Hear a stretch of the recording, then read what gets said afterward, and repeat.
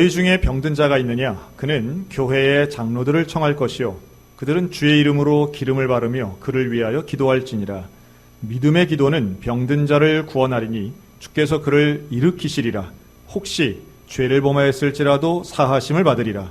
그러므로 너희 죄를 서로 고백하며 병이 낫기를 위하여 서로 기도하라. 의인의 간구는 역사하는 힘이 큼이니라. 오늘은 회복의 은혜를 구하는 사람들 첫 번째 시간으로 중생의 복음이란 제목으로 말씀을 나눕니다. 오늘은 교회 교육주일입니다. 매년 여름이 되면 교육기관들이 수련회와 성경학교를 통해 우리의 다음 세대들을 집중적으로 가르치고 일생에 참 중요한 시간이 되기 위해서 투자하고 준비하고 노력합니다.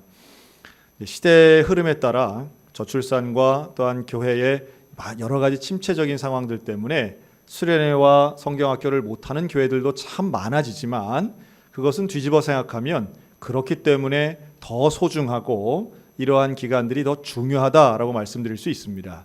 올해 우리 교단은 이번 여름 교육의 주제로 회복의 은혜를 구하는 사람들이라고 정했습니다. 이것은 작년에 중생의 복음, 작년에 중생이 우리에게 주제였다면 올해는 사중복음의 두 번째 신유를 가지고 사람들을 가르치는 겁니다. 근데 그 신유를 이렇게 해석을 한 거예요. 회복의 은혜.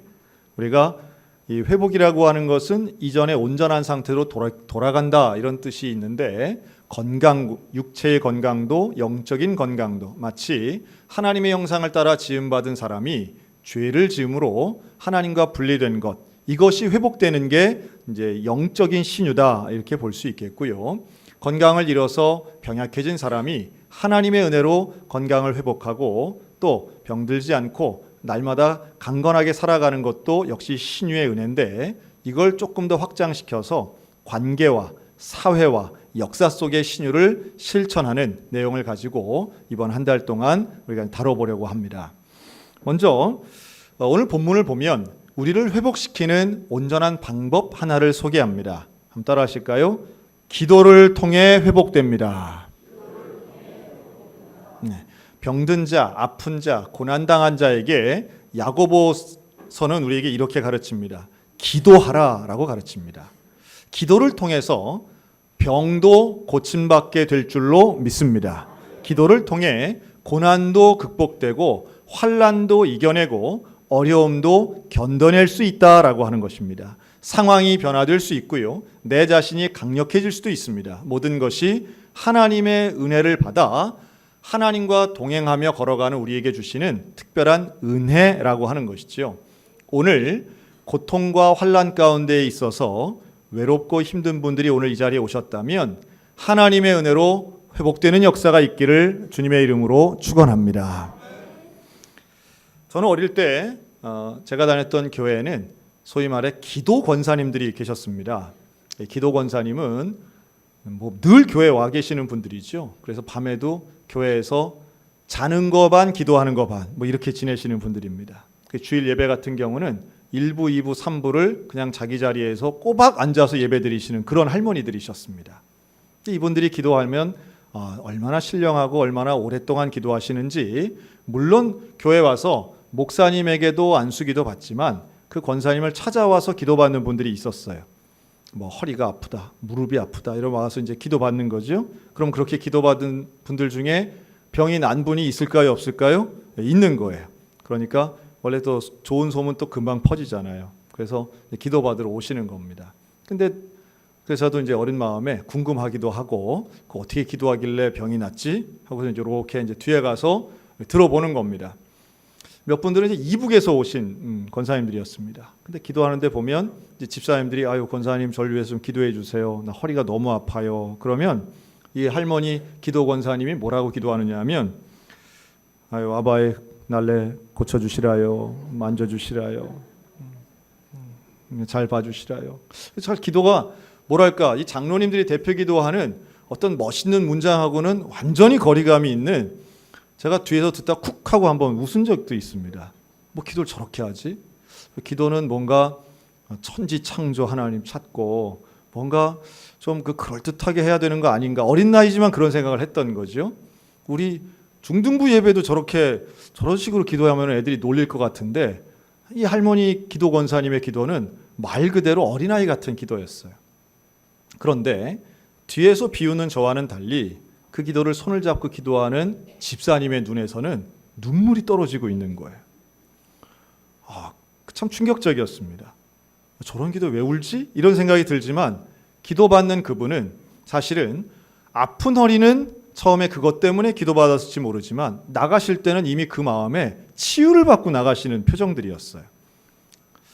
지금 돌이켜 생각해 보면 그분들은 그 이후에도 뭐 허리 아프고 무릎 아픈 게 그냥 계속 뭐 또 기도받고 이런 일들이 반복됐지만 중요한 건 기도를 통해서 우리가 회복이 될 수 있구나라고 하는 생각을 했던 기억이 있습니다.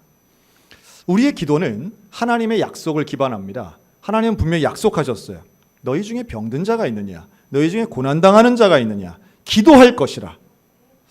즐거워하는 자는 찬송하고 고난당하는 자는 기도하라고 말씀합니다. 그러면 하나님이 그 기도를 들어주신다는 것이 이미 전제되어 있다고 봅니다.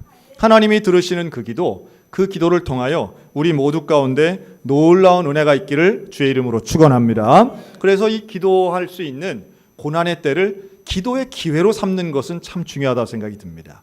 그게 우리 자녀들 같은 경우에 자녀에게 기도를 가르친다라고 할 때 여러분 기도는 책으로 가르치는 게 아닙니다. 기도는 강의로 가르치는 것이 아니라 기도는 모범으로 가르치는 것입니다. 우리의 현실의 삶 가운데 어머니가 이때 기도했지, 일상에서 기도하셨지, 기도의 모습, 기도의 본을 보여주면 우리의 자녀들은 가장 어려운 그 순간 어머니의 기도를 떠올리게 될 것이라는 거예요. 가장 훌륭한 부모가 누구일까라고 하면 그러한 신앙의 본을 보여주는 부모라고 저는 생각이 듭니다. 저희 장모님은 평안도 분이십니다. 지난주에 한번 말씀드렸죠.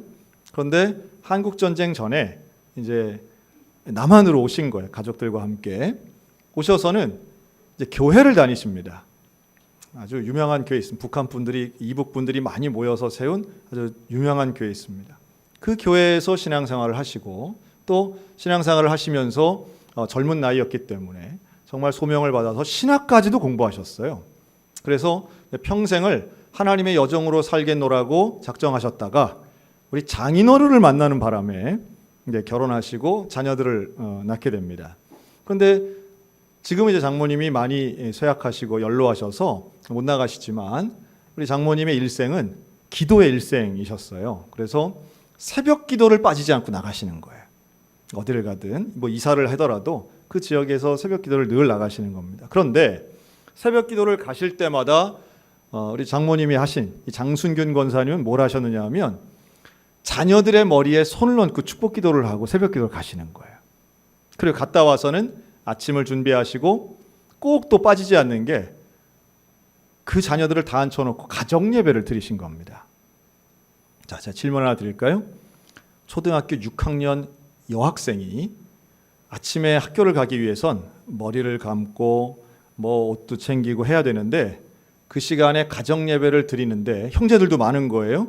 형제들도 많은 그 바쁜 시간에 가정 예배를 드리자라고 하면 초등학교 6학년 여학생은 그게 기쁘고 감사하고 감격스러웠을까요? 지겹고 재미없고 불평스러웠을까요? 이건 뭐 도대체 우리 엄마는 정말 고집불통이고 이걸 왜 하나, 재미없는 이걸 왜 하나, 이 바쁜 시간에 이거를 도대체 왜 하나, 그런 생각을 온 형제가 다 가진 거예요.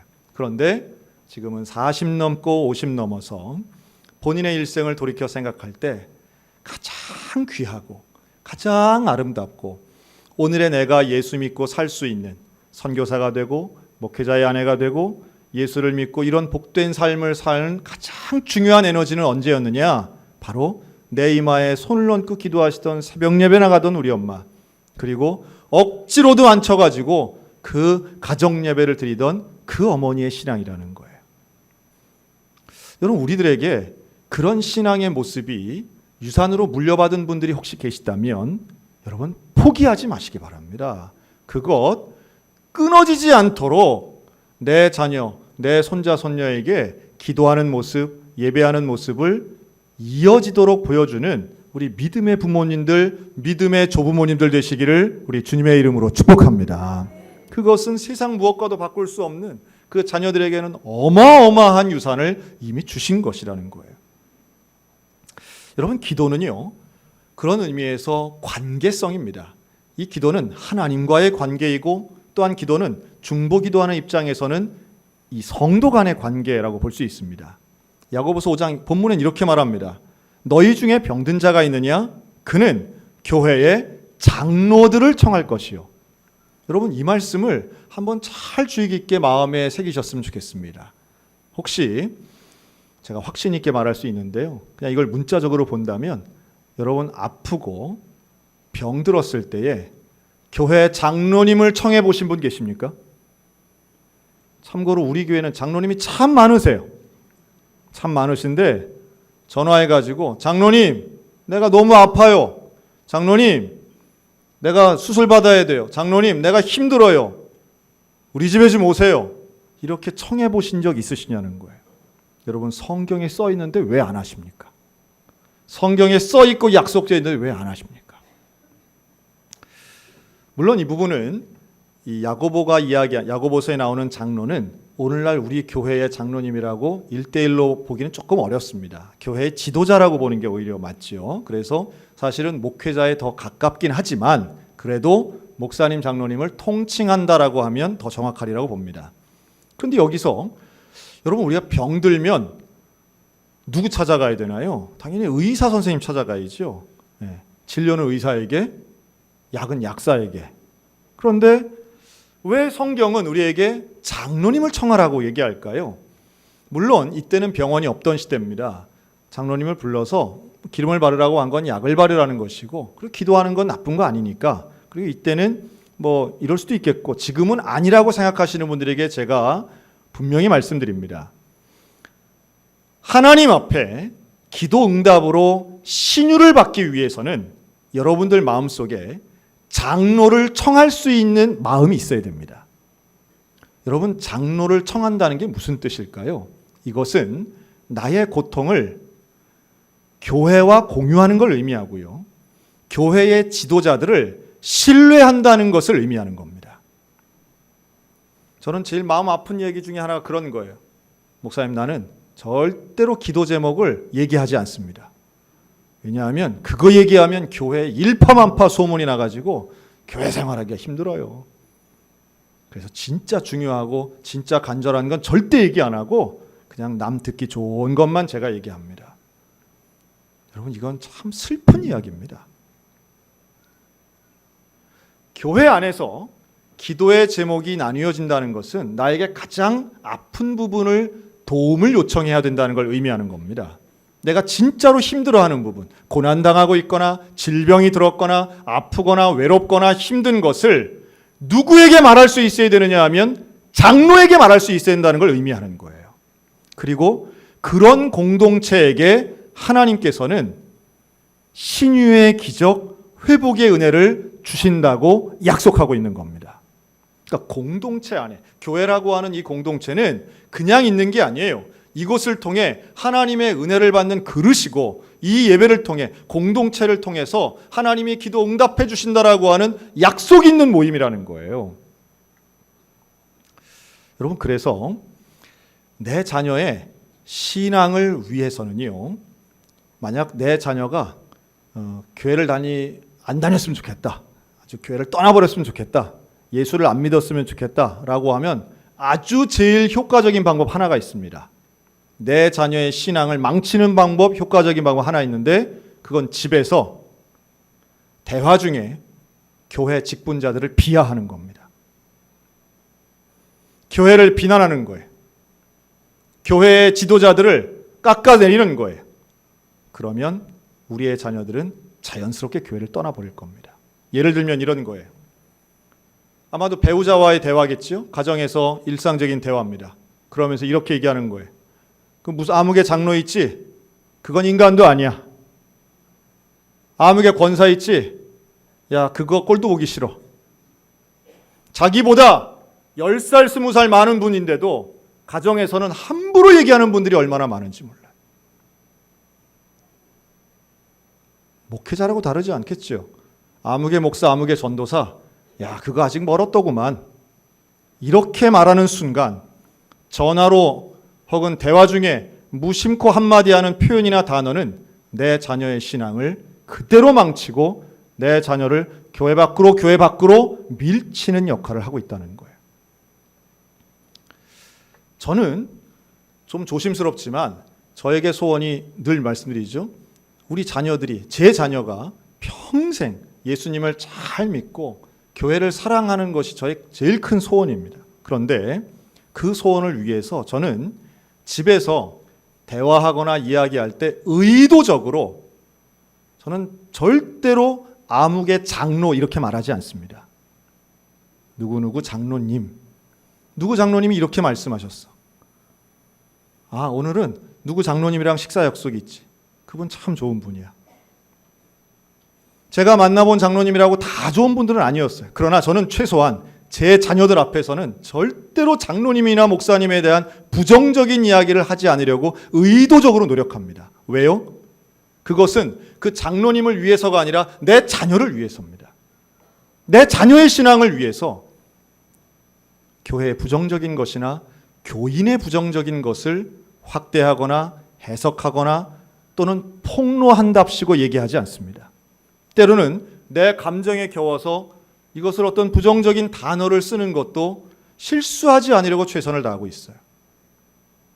여러분, 부지불식간에 우리의 입술로 마치 그게 무슨 내가 그분보다 높은 것인 양 되는 것처럼 함부로 말씀하시는 분들 간곡히 부탁드립니다.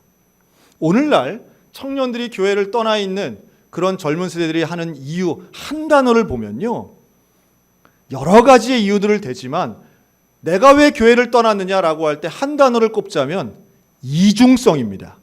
이중성.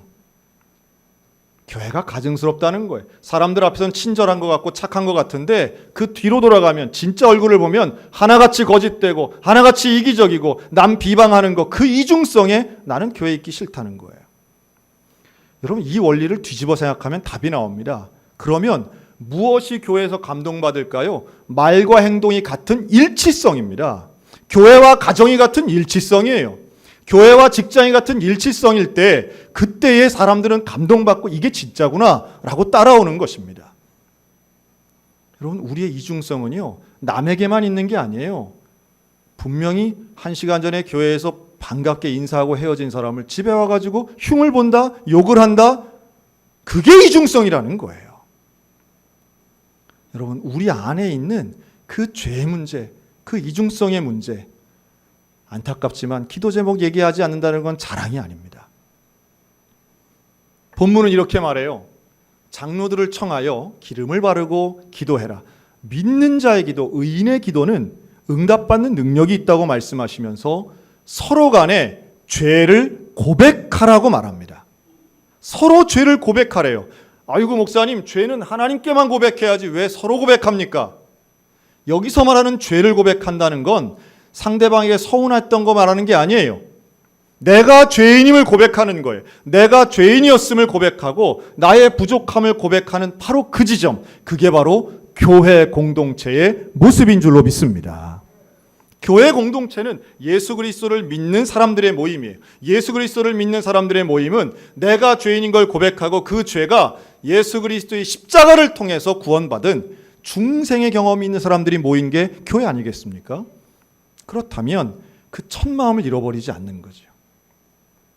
여러분, 이중성의 모습을 버리고 중생의 모습으로, 거듭남의 모습으로, 교인의 모습으로 하나 되는 우리 소양교회가 되시기를 우리 주의 이름으로 축원합니다. 눈에 보이는 게 다가 아니에요. 그 언어의 영성이란 책에 나오는 이야기입니다. 아마 예화로 만든 것 같은데요. 어느 부목사님이 교회에 부임했다 그러죠. 그런데 그 교회에 갔는데 한 달, 2달 지나고 교회에 이상한 소문이 퍼지는 거예요. 야, 새로 오신 그 목사님 있잖아, 부인을 때린대. 야, 그래서 그 사모님이 도망갔대.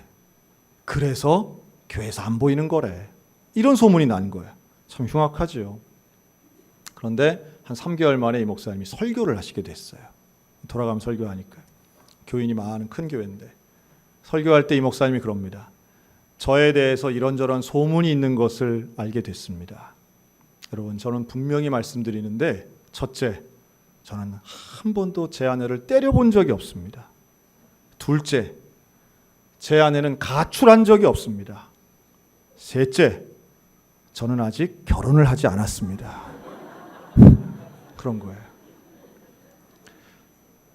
여러분, 눈에 보인다고 해서 마음대로 해석하면 안 됩니다. 사람마다 사정이 있고요. 또 내가 보이는 것에는 그에 합당한 이유가 있든지 아니면 내가 모르는 사연이 있을 수 있어요. 이런 경우도 있죠.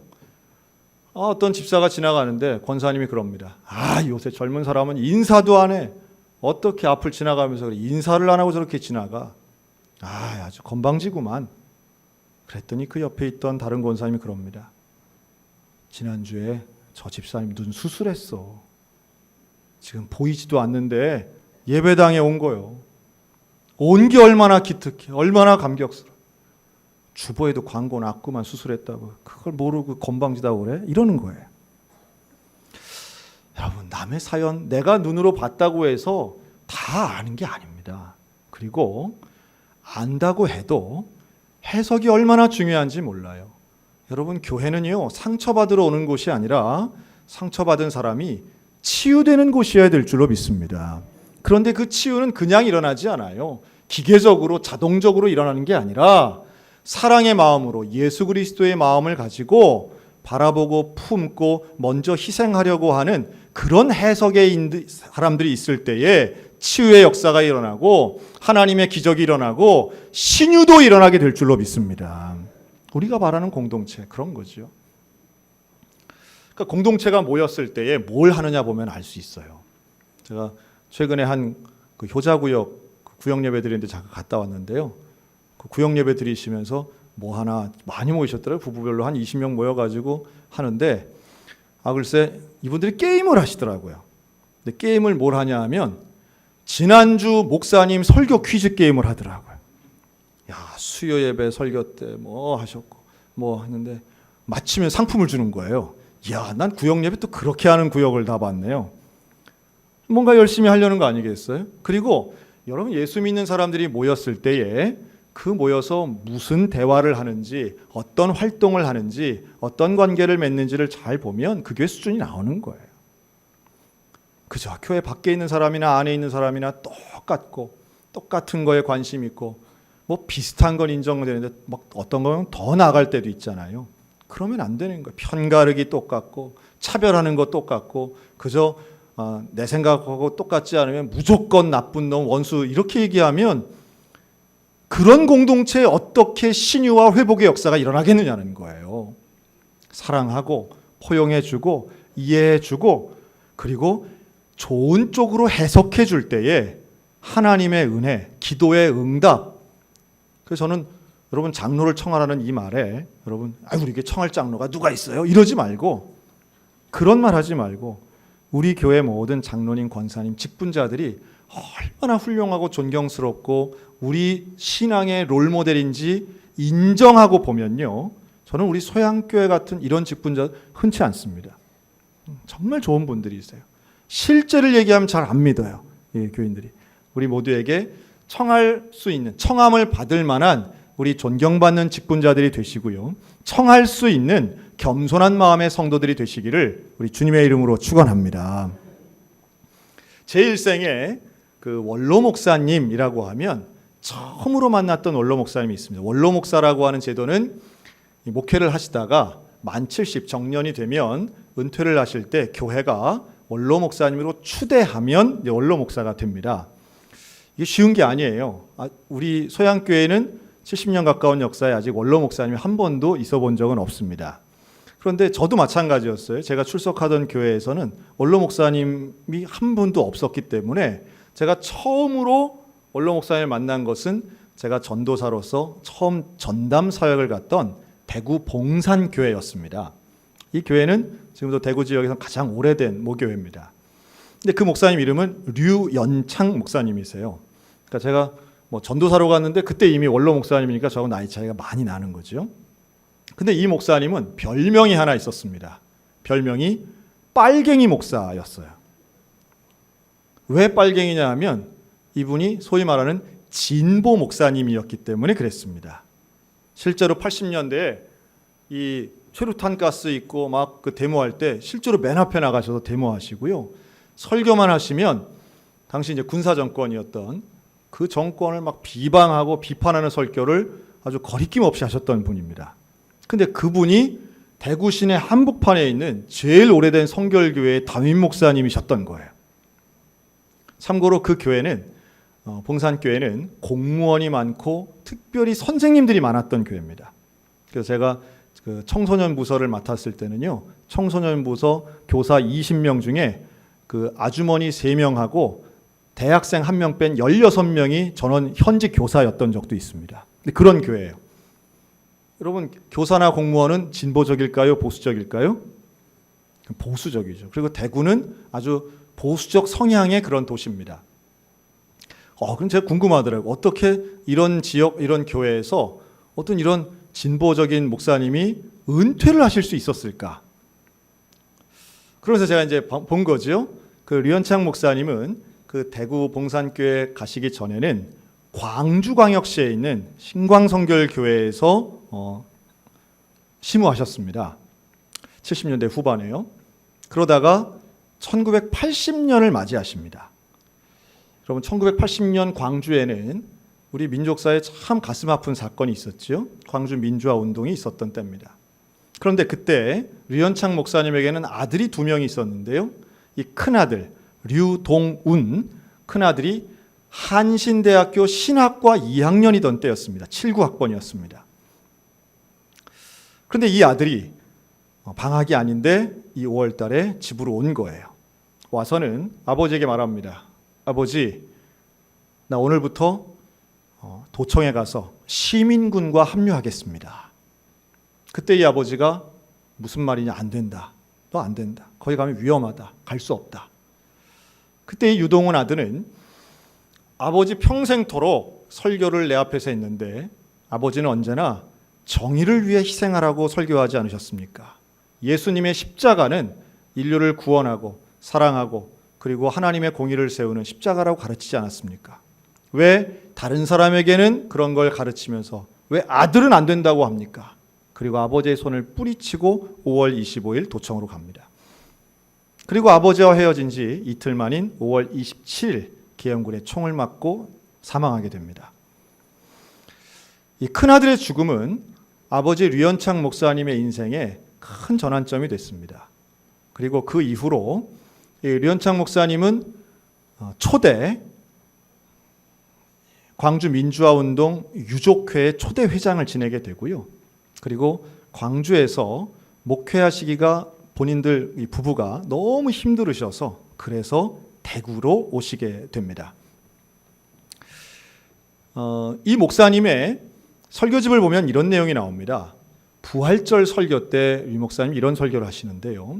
나는 예수님의 부활에 대해 설교하면서 나는 예수님의 부활을 잘 알고 있고 잘 믿고 있고 잘 가르치고 있다고 생각했다. 그런데 그 부활은 아들을 인류를 위해서 내어주시고 그 아들이 죽은 것에 대해 십자가에 달려 죽는 아들의 모습을 보는 하나님이 계시다는 사실을 나는 내 아들을 땅에 묻고 장례를 마치고 돌아오며 나는 그걸 깨달았다. 여러분, 그 목사님은요, 그 이후에 광주와 대구를 하나로 만드는 것에 애를 쓰시고 그리고 아들을 죽였다 생각되는 그 정권을 향해서 정말 칼날 같은 설교를 날리십니다. 자, 문제는 이때부터지요. 목사님에 대해서는 그런 개인사를 배경으로 하면 이해가 되는 면이 분명히 있는데요. 당시에 교회로서는 그런 목사님의 설교를 받아들이기가 쉽지 않았다는 거예요. 더더군다나 역사가 오래된 보수적 교회, 전통적인 교회에서 이런 진보적 목사님의 설교를 받아들이거나 그 예배의 자리에 앉아 있는 게 불편한 분들이 참 많았다는 거죠. 그래서 교인들 중에 야, 빨갱이 목사가 왔네. 야, 저 빨갱이 목사 안 되겠다. 쫓아내야 되겠다. 여러분, 그런데요. 그 봉산교회는 장로님들이 계세요. 오래된 교회니까요. 그 장로님들 다 교수님, 선생님 출신이어서 하나같이 정말 보수적 개념의 애국자분들입니다. 그런데 그분들이 교인들에게 이렇게 말합니다. 우리 목사님이 정치적 성향은 우리와 완전히 다르지만 하나님이 보내주신 말씀의 대언자다. 그러면 집사님이 설교할 거냐? 그리고 우리 목사님 설교는 지극히 성경적인 것이다. 이제 우리가 데모는 나가지 마시라고 하겠다. 대통령 욕은 하지 마시라고 하겠다. 그런데 우리 목사님과 함께 우리 신앙생활을 잘하자. 장로님들이 막았다는 거예요. 제가 가서 직접 다 들은 이야기입니다. 저에게는 그 류현창 목사님은 민주투사가 아니에요. 이미 원로 목사님이 되셔서 연세가 드신 분, 저에게는 늘 마음 좋은 할아버지였습니다. 그저 가난한 사람, 어려운 사람 오면 지갑을 열어서 모든 걸 다 나눠주던 그런 분이고요. 그러나 독재, 불의 이런 얘기 나오면 목에 핏대를 세우는 그런 영감님이었습니다. 그 목사님이 지난주 금요일 91세를 일기로 하나님 나라에 가셨습니다. 한 시대를 풍미했던 민주투사였고 또 우리 교단이 참 우리 교단에선 보기 힘든 진보적 목사님이었지만 그분의 마음속에는 40년 세월의 아들에 대한 상처가 있었고요. 그리고 하나님에 대한 그 사모님도 마찬가지. 왜 내 아들 가져가셨냐고 하는 서운함이 분명히 있으셨던 거죠. 그런데 그 마음이 누구를 통해 치유받았느냐? 교회를 통해 치유받았다는 거예요. 모두가 돌 던지고 모두가 비난하던 지방에도 총회도 다 비난하지만 우리 교회 장로님들은 내 편을 들어줬다는 거예요. 그리고 이해 안 되지만 그런 정치적 성향은 이해 안 되지만 동의할 수 없지만 그러나 우리 목사님이기 때문에 함께하고 위에서 기도하고 후원하고 사랑하고 섬겼다는 겁니다. 그러면서 끝까지 마지막 그 연세 드셔서 제가 명절 찾아뵀을 때 그런 얘기 하시더라고요. 참 나는 우리 교회 꼴통 장로님들 참 고마워. 나 같은 빨갱이도 받아주고 참 고마워. 그런 말씀 하시더라고요. 여러분 그게 교회 아니겠습니까? 교회는 똑같은 사람 모이는 게 아닙니다. 교회는 분명히 성향이 다른 사람들이 모여 있습니다. 나와 모든 게 같을 거라고 생각하면 큰 오산입니다. 우리에게 있어서 공통점은 단 하나, 예수 그리스도뿐인 줄로 믿습니다. 예수 그리스도만이 우리의 공통점인 거예요. 나머지는 양보할 수도 있고 또 때로는 내가 말하는 것이 안 통한다 할지라도 할 수 없는 거예요. 예수 그리스도 그 복음의 능력이 우리를 하나 되게 만들고 그 복음의 눈으로 서로 사랑하고 수용하고 양해하고 이해하면 우리 속에 약속되어진 놀라운 회복과 신유와 기적은 이루어질 줄로 믿습니다. 그거 우리가 믿는 거죠. 그리고 그것이 우리를 통하여도 이루어지지만 우리의 다음 세대와 자녀들을 통해서도 이루어지기를 원하는 것입니다. 여러분 교회 안에 진보도 보수도 다 있어야 되고 다 저는 함께 갈 수 있다고 봅니다. 또 우리의 성향이나 우리의 기분이나 감정이나 가치관이 뭐 조금씩 다르다 할지라도 그것 때문에 서로 원수되는 것이 아니라 신유는 그러한 모든 차이를 뛰어넘는 놀라운 회복을 주시는 것이고 우리의 가정에 있는 모든 어떤 분열과 어려움이 있다 할지라도 예수 그리스도의 복음을 통하여 우리는 거듭남의 그 구원의 은혜를 가지고 하나됨을 통해 나아갈 수 있다라고 하는 거죠. 여러분 기도의 기적은 결국 하나님을 믿고 예수로 구원받은 공동체에 임하는 하나님의 은혜인 것입니다. 자기를 부인하고 자기 십자가를 지고 예수를 따랐던 그 평범한 사람들, 초대교회 교인들은 하나같이 평범한 사람들이었는데 이들에게 임했던 비범한 하나님의 나라, 오늘 우리들이 원하고 바라는 것 아니겠습니까? 우리 소양교회를 통해 하나님의 나라가 임하는 신유의 경험이 이번 여름 임하기를 주님의 이름으로 축원합니다. 그리고 우리 여름 수련회와 성경학교를 통해 우리의 다음 세대가 바로 그러한 하나님의 마음과 수용성을 가지고 이중성이 아닌 일치성을 가지고 하나님께 영광을 돌리는 그러한 하나님 체험, 복음 체험, 예수 체험을 하는 이런 여름이 되기를 여러분 기도해 주시기를 바랍니다. 그걸 통하여 하나님께 영광을 돌리는 승리하는 교회, 우리 믿음의 교회, 회복의 은혜가 넘치는 우리 소양교회 모든 성도들 되시기를 주님의 이름으로 축원합니다. 아멘.